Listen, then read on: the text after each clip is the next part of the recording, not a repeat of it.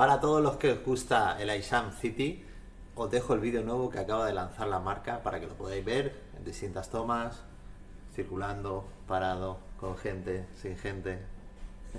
Todo para vosotros. Aquí lo tenéis.